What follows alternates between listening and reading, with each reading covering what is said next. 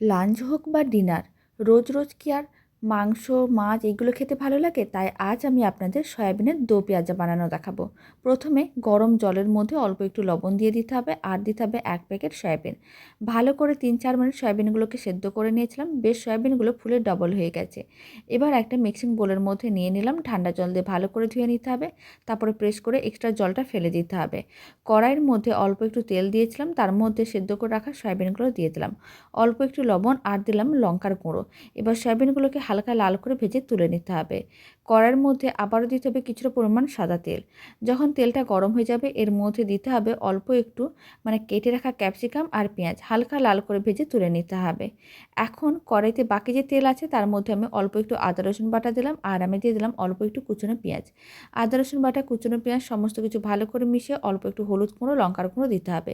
অল্প একটু জল দিয়ে মশলাটাকে ভালো করে কষিয়ে নিতে হবে আর এই সময় স্বাদ অনুযায়ী লবণ, চিনি দিতে হবে। খুব ভালো করে মশলাটাকে কষিয়ে নিয়েছিলাম, জলটা শুকনো হয়ে গেছে, তেল আলাদা হয়ে গেছে। এখন সয়াবিনগুলো দিয়ে দিতে হবে আর পরিমাণ অনুযায়ী জল দিতে হবে।